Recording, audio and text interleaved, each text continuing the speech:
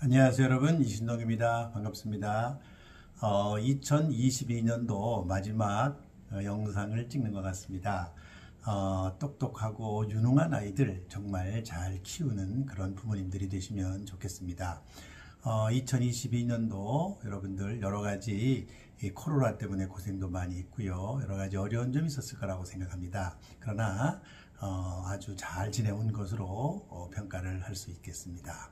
또 우리 아이들 정말 무럭무럭 성장하는 거 보면은 부모님들 늘 뿌듯하시죠. 그런데다가 또 아주 지적 능력이 우수하고 정말 부모님들이 생각했던 그 이상으로 잘 성장해 나가는 것 정말 기특한 일이 아닐 수 없습니다.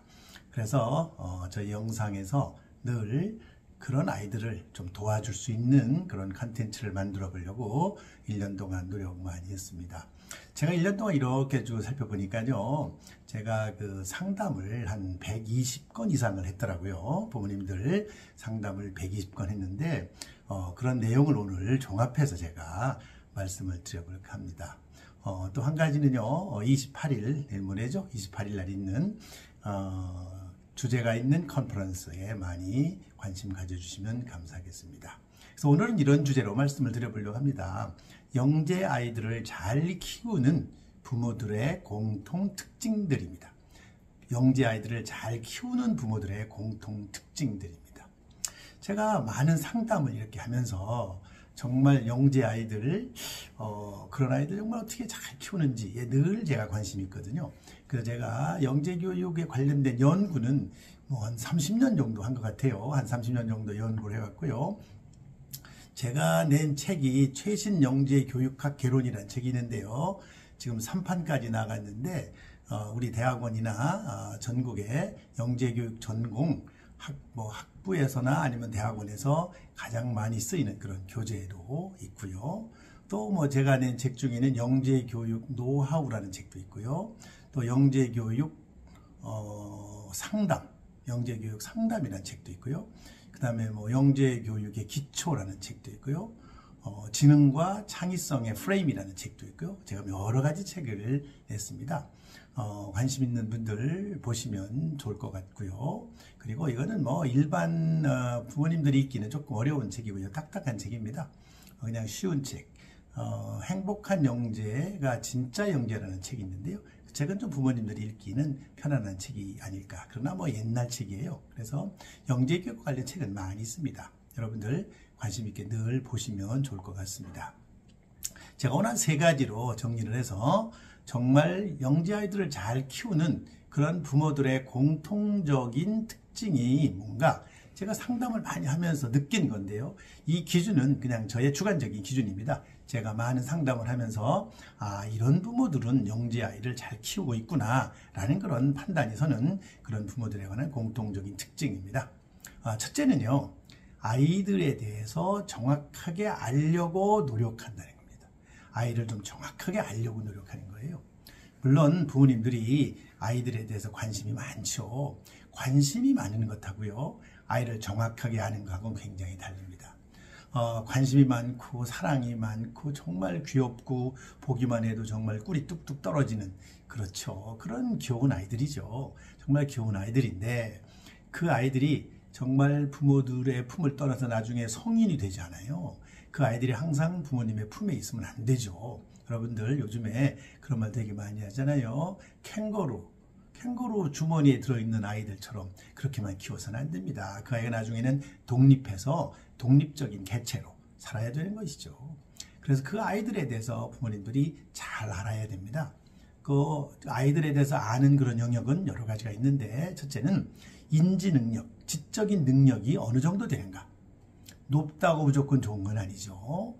무조건 IQ가 뭐 높다, 인지 능력이 높다, 뭐 기억력이 높다, 뭐 예를 들면 무슨 뭐 글씨를 굉장히 빨리 읽는다, 좋습니다. 다 좋지만 그러나 그것만 다 되는 게 아니에요. 그것으로 모든 게 해결되는 게 아니에요. 그래서 이런 능력들, 지적인 능력이 우리 아이는 어느 정도 되는가 하는 것을 정확하게 알려고 노력하는 것이 굉장히 필요해요. 또 그 다음에 우리 아이의 정서 상태가 어떤가, 정서적인 발달 상태, 이런 것들이 어떤가, 감정을 잘 컨트롤하는가, 규칙을 잘 따르려고 애를 쓰는가, 자기 통제력을 좀 가지고 있는가? 이런 거 어릴 때부터 자기 통제력이 굉장히 중요해요. 이게 있어야 나중에 사회에 나가서 어떤 조직 속에 가서, 즉 유치원이라든지 그다음에 학교라든지 어떤 나중에 성장을 한 후에는 대학, 직장 어디 가서든지 잘 견뎌내고 거기서 적응하는 겁니다. 그런 정서 상태가 굉장히 중요해요. 그다음에 또 우리 아이가 발달하는 속도가 어떤가? 발달의 속도가 빠른가? 느린가? 빠르다고 늘 좋은 게 아닙니다. 제가 상담하는 사람들 중에는 조기 입학에 대해서 물어보시는 분들이 많이 있는데요. 저는 특별한 경우가 아니면 조기 입학을 말리고 있습니다. 조기 입학 그렇게 얻는 것보다는 잃는 게 많기 때문에 그래요. 조기 입학은 얻는 것도 있어요. 그렇지만 잃는 것도 있다는 것을 아셔야 돼요. 제가 한번 기회가 되면 조기 입학에 관해서 한번 영상을 만들어 볼 생각을 가지고 있습니다. 그 다음에 두 번째는요. IQ 수준 차이에 덜 민감하다는 거예요. IQ 수준 차이. 우리 아이가 IQ가 125다. 우리 IQ가 130이다. 135다. 뭐 130 이상 되면 영재죠. 130 이상이면 영재예요. 135라고 하는 것은요. 1%입니다. 상위 1%. 상위 1% 좋습니다. 뭐 125라면 상위 1%가 못 되죠. 상위 한 4% 정도 되는 겁니다. 그런데 이렇게 IQ가 뭐 2, 3, 5 이렇게 차이 난다고 그래가지고 그것이 그렇게 나중에 학교 성적이라든지 이런 데 크게 영향을 주는 게 아니에요. IQ가 높으면 또 부족한 것도 있어요. 잃는 것도 있어요. 정서적으로 또 다른 영역이 떨어지는 것도 있거든요. 그래서 이것에 너무 민감할 필요는 없다. 우리 아이가 어느 정도, 그럼 어느 정도 되는 게 괜찮은가? 제가 볼 때는 IQ는 120만 돼도 정말 우수한 아이라고 생각하시면 돼요. 120. 뭐 여러 가지로 종합하면 상위 한 5, 6% 되는 것이죠. 상위 5, 6%에 들어가면요. 우수한 아이입니다. 우수한 아이예요. 그 아이는 모든 걸 할 수 있어요. 예를 들면 서울대학교도 갈 수 있고 다 할 수 있어요. 여러분들 서울대학교만 나왔다고 다 성공하는 게 아니잖아요. 세상에는 서울대학교 나와서 사실은 서울대학교보다 좀 뭐 우리가 생각하는 조금 더 밑에 있는 좀 떨어진 그런 대학들에 나온 아이보다 못한 사람도 많습니다. 그렇기 때문에 세상은 우리가 끝까지 가봐야 되는 거예요. 어릴 때 IQ 몇 점 차이가 그렇게 중요한 게 아니에요. 그런데 대부분 영재 아이들을 잘 키우는 그런 부모님들 보면 좀 아주 쿨하신 면이 있어요. 조금 기대보다 IQ 검사에서 테스트에서 좀 적게 나왔는데도 쿨해요. 굉장히. 그리고 또 높게 나와도요. 항상 걱정을 많이 하고 조심스러워해요. 이런 것이 필요합니다. 아주 중요한 그런 성격을 가지고 계신 거죠. 또 아주 중요한 양육 태도를 가지고 있는 거예요. IQ 수준에 덜 민감하다는 거, 이거는 굉장히 중요한 부모님들의 태도라고 생각합니다. 그 다음에 또 세 번째는요, 이런 겁니다. 여러 전문가들의 의견을 종합해서 평가한다는 거예요. 그냥 한 사람의 의견만을 듣고 그냥 평가하지 않는다는 겁니다.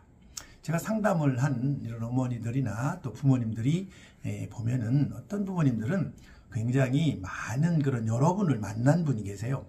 의사도 만나고 그 다음에 다른 어떤 교육 전문가들도 만나고 그리고 또 저한테도 찾아왔어요. 그래가지고 얘기를 쭉 해보면은 굉장히 아주 신중해요. 그리고 여러 사람들의 의견을 종합해 봐야 돼요. 어떤 사람이 맞느냐. 우리 이 영재 아이를 키우는 것뿐만 아니라 교육 전문가라고 하는 사람들이 굉장히 많습니다. 우리 서울이라든지 우리나라에 보면요. 방송이라든지 그 다음에 무슨 구글이라든지 네이버라든지 이런 데 들어가 보면 교육 전문가라는 사람이 굉장히 많아요. 그런데 그 사람들이 굉장히 상충되는 말을 하는 경우가 굉장히 많아요. 상충돼. A라는 사람은 이렇게 말하는데 B라는 사람은 이렇게 말하고 C라는 사람은 또 다르게 말해요. 그렇기 때문에 그런 것은 사실은 우리가 잘 보고 이렇게 필터링을 해야 돼요. 필터링을 해서 받아들여야지 A라는 사람의 얘기만을 그냥 신봉한다든지 B라는 사람의 의견만을 신봉한다든지 이런 거 썩 바람직한 게 아닙니다. 아이를 키울 때는요 굉장히 신중해. 또 우리 아이한테 맞는 의견이 있는 거예요. 아이들은 다 다양하잖아요. 다양하기 때문에 그 아이에게 꼭 맞는 그런 어떤 의견들을 잘 보시고 객관적으로 평가하는 그런 눈을 가지셔야 돼요. 그게 바로 그런 비판적 사고가 될 수 있는 거죠. 이런 것들이 필요합니다. 그래서 영재 아이들 뛰어난 능력을 가지고 있어요. 뛰어난 능력을 가지고 있는데 이 뛰어난 능력을 가지고 있는 아이들을 잘 키우는 부모, 이게 현명한 부모죠. 잘 키우는 부모들의 특징 세 가지 제가 말씀드렸는데 간단하게 정리를 해볼게요. 첫째는 아이들에 대해서 정확하게 알려고 노력한다는 거예요. 늘 노력해요. 아이들의 그 심리적인 상태라든지 인지적인 능력이라든지 정서라든지 이런 거를 늘 정확하게 알려고 노력한다. 그 다음에 둘째는 IQ 수준 차이에 대해서 덜 민감하다. 어떤 분은 굉장히 민감한 사람이 있는데 덜 민감하다라는 것이죠. 그 다음에 여러 전문가들의 의견을 종합해서 평가한다 하는 것이 굉장히 중요한 그런 특징들이었습니다. 제가 2022년도 많은 사랑을 받았어요. 우리 채널에 많은 구독자도 생기고 많은 분들이 관심을 많이 가져주셨어요. 그런데 우리 채널에서 제가 통해서 많은 분들을 상담을 했잖아요. 제가 한 130여 건 이상 한 것 같아요. 제가 정확히 내보진 않지만 그 정도 한 것 같은데 130여 그런 부모들을 만나서 그 케이스들을 이렇게 분석해 보니까 그렇더라는 거죠. 그리고 이 기준은 다분히 제가 주관적으로 기준을 내린 거예요. 그래서 정말 훌륭하시고 아이들을 잘 키우는 부모들은 요런 공통적인 특징을 가지고 있구나 라는 차원에서 오늘 말씀드렸습니다. 2022년도 잘 정리하시고 아이들과 정말 즐겁게 보내시고 내년 2023년도에 다시 또 만나도록 그렇게 하겠습니다. 1년 동안 관심 많이 가져주신 분들에게 감사를 드립니다.